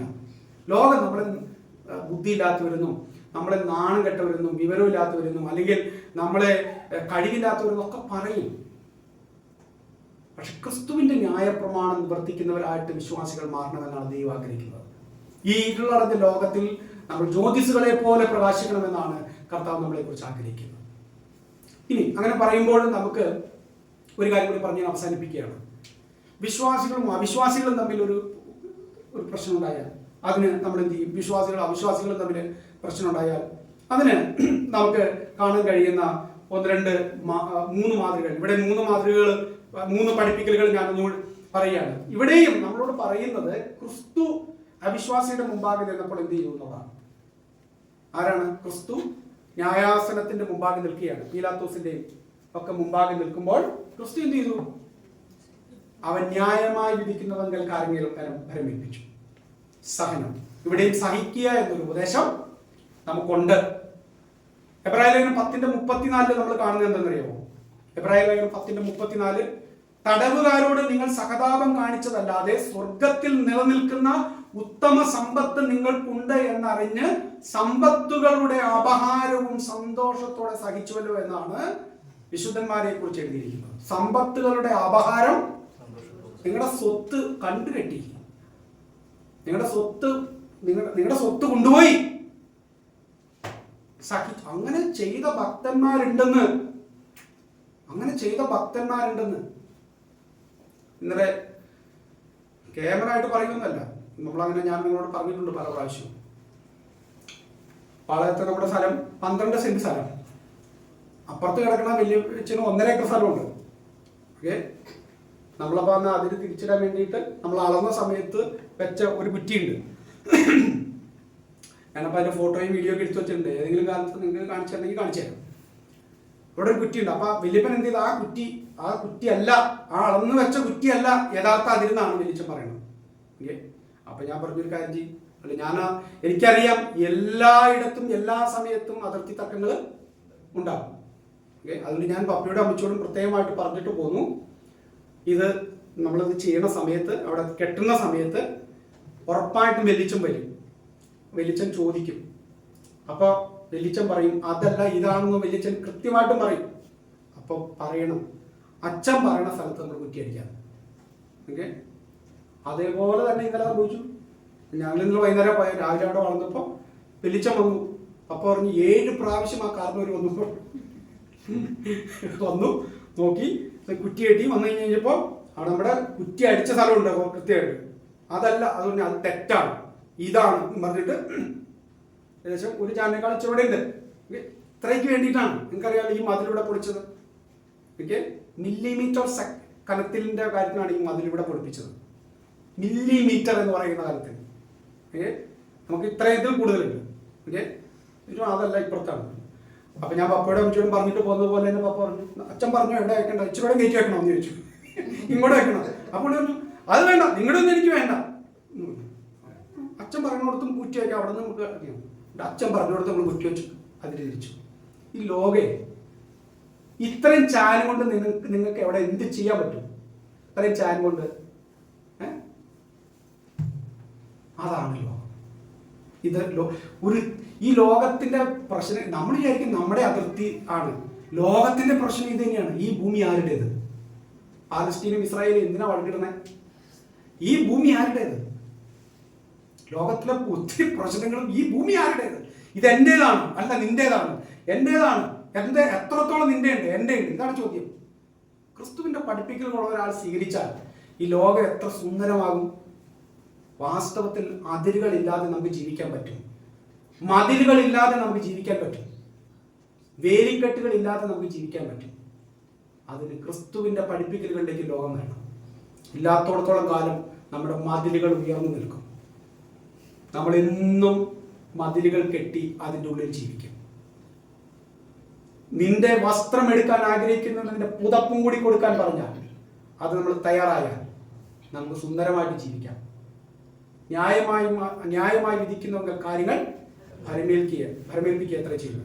അങ്ങനെയുള്ള വിഷയം നമ്മളൊന്നും അല്ലെങ്കിൽ ആദ്യം ചെയ്യുന്നവരും നമ്മൾ ചെയ്യാൻ ഉത്സാഹിക്കുന്നവരും ഇങ്ങനെ ചെയ്തവർ വേദപുസ്തകത്തിൽ ഉണ്ടെന്നാണ് നമ്മൾ വായിച്ചത്. സമ്പത്തുകളുടെ അപഹാരം സന്തോഷത്തോടെ സഹിച്ചു എന്നാണ് നമ്മൾ കാണുന്നത്. അപ്പോൾ സഹിക്കുക, വിശ്വാസികളും അവിശ്വാസികളും തമ്മിലൊരു പ്രശ്നം ഉണ്ടായാൽ ഒന്നാമത്തെ ആറ്റിറ്റ്യൂഡ് അത് സഹിക്കാൻ നമുക്ക് തയ്യാറായാൽ സഹിക്കുക. 2, ക്രിസ്തുവിന്റെ മാതൃക പിൻപറ്റുക. ന്യായമായി വിധിക്കുന്നവെങ്കിൽ കാര്യങ്ങൾ ഫലമേൽപ്പിക്കുക, അവൻ ന്യായമായി ഇത് ചെയ്തുകൊള്ളും. ഓക്കെ, 3-ാമത്തെ കാര്യം എന്ന് പറയുന്നത് നമുക്ക് അതാത് സമൂഹത്തിൽ രാജ്യത്തിൽ നിലനിൽക്കുന്ന സ്വീകാര്യമായിട്ടുള്ള നിയമപരിരക്ഷ തേടുക എന്നുള്ളതാണ്. അതിൻ്റെ പുസ്തകത്തിൽ നമുക്ക് കാര്യങ്ങളുണ്ട്. ഓക്കെ, അത് ഒരു ഉദാഹരണം കൊണ്ടുവന്നു കഴിഞ്ഞാൽ പൗലോസ് അപ്പോസ്തലന്റെ ജീവിതത്തിലാണ്. അപ്പോസ്തല പ്രവൃത്തി 25-ാം അധ്യായം 6 മുതൽ 11 വരെയുള്ള വാക്യങ്ങൾ വായിക്കുമ്പോൾ പൗലോസിനെ അകാരണമായിട്ട് അടിച്ച് മർദ്ദിക്കുന്ന ആ ഉദ്യോഗസ്ഥന്റെ നിലപാടുകൾ കാണുകയും അല്ലെങ്കിൽ ഉപദ്രവിക്കാൻ ശ്രമിക്കുന്ന ആ സൈന്യാധിപന്റെ നിലപാടുകൾ കണ്ടപ്പോൾ തന്നെ അകാരണമായി ഒരു ന്യായമില്ലാതെ വിസ്തരിക്കാൻ തയ്യാറായ ആ സൈന്യാധിപനോട് താൻ പറഞ്ഞു, I am a Roman citizen, ഞാനൊരു റോമ പൗരനാണ്. എൻ്റെ മേൽ ഒരു കുറ്റം ചാർത്തണമെങ്കിൽ, എന്നെ വിസ്തരിക്കണമെങ്കിൽ ഇവിടെ റോമൻ നിയമത്തിന്റെ അടിസ്ഥാനത്തിൽ ഒരു റോമൻ പൗരനെ വിധിക്കണം. എന്ന് പറഞ്ഞ് താൻ കൈസറിനെ അഭയം ചൊല്ലുന്നത് നമ്മൾ കാണുന്നുണ്ട്. അങ്ങനെയാണ് താൻ റോമിലേക്ക് വിസ്താരത്തിന് വേണ്ടി പോകുന്നത്. അവിടെ പൗലോസ് ചെയ്തത് നിലവിലുള്ള തൻ്റെ അവകാശങ്ങൾ, തൻ്റെ നിയമപരിരക്ഷയ്ക്ക് വേണ്ടി താൻ വാദിക്കുന്നതോ താൻ ശബ്ദിക്കുന്നതോ ആണ് കാണുന്നത്. അപ്പൊ നമുക്ക് എന്ത് ചെയ്യാം? നമ്മുടെ നാട്ടിൽ സ്വീകാര്യമായിട്ടുള്ള നിയമപരിരക്ഷ തേടി നമുക്ക് ഒരു വിഷയം പരിഹരിക്കണമെങ്കിൽ പരിഹരിക്കാം. ആരോട്? അവിശ്വാസികളോടുള്ള ബന്ധത്തിൽ എന്നുള്ളതാണ്. നമുക്ക് സഹിക്കാൻ തയ്യാറാണെങ്കിൽ സഹിക്കാം. ഓക്കെ, യേശു ക്രിസ്തുവിനെ നമുക്ക് മാതൃക പിൻപറ്റാം. അല്ല, നമുക്ക് ഈ ലോകത്തിൽ കിട്ടാവുന്ന നീതി നമുക്ക് അത് കിട്ടേണ്ടതാണെങ്കിൽ നമുക്ക് എന്ത് ചെയ്യാം? നമ്മളെ വെറുതെ കൊടുത്തേക്കുക എന്നുള്ള അർത്ഥമൊന്നുമില്ല. കർത്താവ് ചോദിച്ചു, കർത്താവ് നോട് മഹാപുരോഹിതന്റെ മുമ്പാകെ നിൽക്കുന്ന സമയത്ത് ഒരു ചോദ്യം ചോദിച്ചല്ലോ. ആ ചോദ്യം ചോദിക്കുന്ന സമയത്ത് കർത്താവ് ഒരു മറുപടി പറഞ്ഞപ്പോൾ അടുത്ത് നിൽക്കുന്ന പടയാളി ഒരൊറ്റ അടി കർണത്തടിച്ചു യേശുവിനെ. അപ്പൊ യേശു തിരിച്ചൊരു ചോദ്യം കൂടെ ചോദിച്ചു, എന്നെ അകാരണമായി അടിക്കുന്നു? ഞാൻ അന്യായമായി എന്തെങ്കിലും പറഞ്ഞെങ്കിൽ അടിക്കാം. ഓക്കെ, നമുക്ക് ന്യായമായ കാര്യങ്ങൾക്ക് വേണ്ടി ശബ്ദം ഉയർത്താൻ അത് തെറ്റില്ല. പക്ഷെ അതിൽ അന്യായമായതൊന്നും കടന്നു വരാതിരിക്കാനായിട്ട് നമ്മൾ ശ്രദ്ധിക്കുക എന്നുള്ളതാണ്. പ്രിയപ്പെട്ടവർ, ഞാൻ എൻ്റെ വാക്കുകൾ ഇവിടെ അവസാനിപ്പിക്കുകയാണ്. ഇനി ഒരു കാര്യം കൂടി നമ്മൾക്കുണ്ട്. അപ്പൊ നമ്മൾ ഇത്രയും നേരം സഹിക്കുക, അന്യായം ചെയ്യുന്നവനെ സഹിക്കുക, ഉൾക്കൊള്ളുക, ക്ഷമിക്കുക എന്നൊക്കെയാണ് നമ്മൾ പറഞ്ഞത്. അന്യായം ചെയ്യുന്നവന്റെ അവസ്ഥ എന്താണ്? അതാണ് 9ാമത്തെ വാക്യം. എന്താ അവന്റെ അവസ്ഥ? അവന്റെ കാര്യം കട്ടപ്പുകയാണ്. അന്യായം ചെയ്ത് ആളുകളെ വഞ്ചിച്ച് അവരെ മുടിപ്പിച്ച് അവന്റെ കയ്യിൽ നിന്ന് എങ്ങനെയെങ്കിലും ഉള്ളത് സൂത്രത്തിലെടുക്കുക എന്ന് പറഞ്ഞു കഴിഞ്ഞാൽ എൻ്റെ നല്ല സ്വഭാവത്തെയും നിങ്ങളുടെയും എൻ്റെയും നല്ല സ്വഭാവത്തെയും ഗുണങ്ങളെയും ചൂഷണം ചെയ്തുകൊണ്ട് ജീവിക്കുന്ന കുറെ ആളുകളുണ്ട്. അവനൊക്കെ അന്യായം ചെയ്യുന്നവനുമാണ്, ഒരു വഞ്ചകനുമാണ്. അവന്റെ ഗതി സ്വർഗരാജ്യത്തിന്റെ പുറത്താണ്. അതാണ് അതിന് ശിക്ഷ കിട്ടിയോ? അവന് കിട്ടി, അതാണ് അവിടുത്തെ ശിക്ഷ.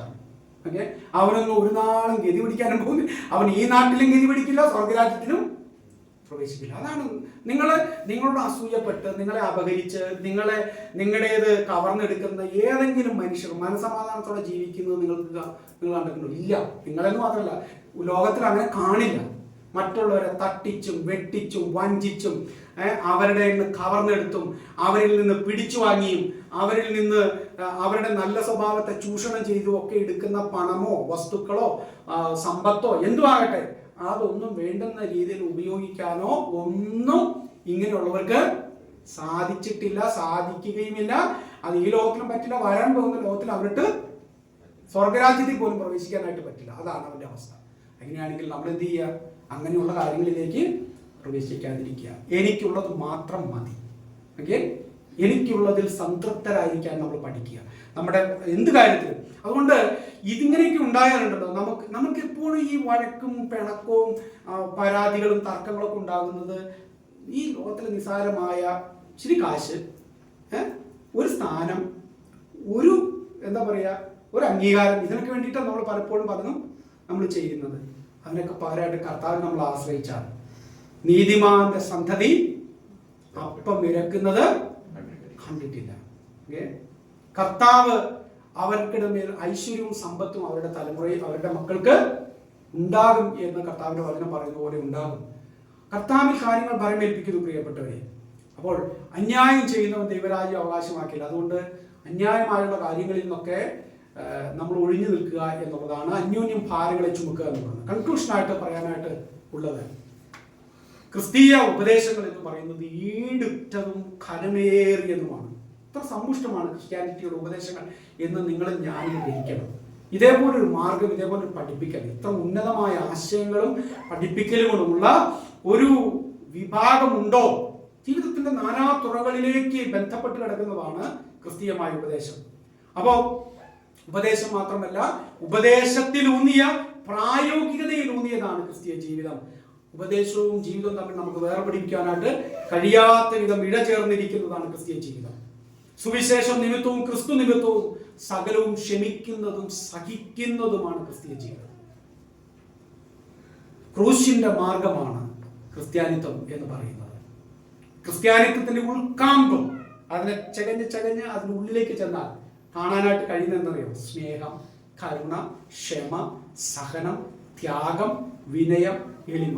കാരണം ക്രിസ്ത്യാനിത്വം എന്ന് പറയുന്നത് ക്രിസ്തുവാണ്. ക്രിസ്തുവിനെ നിങ്ങൾ നോക്കൂ, ഓക്കെ, അവൻ വാളെടുത്ത് ലോകം നേടിയവനല്ല, അവൻ ക്രൂശ് സഹിച്ച് ലോകം നേടിയവനാണ്. അവൻ കൊടുത്ത് ലോകത്തെ നേടിയവനാണ്.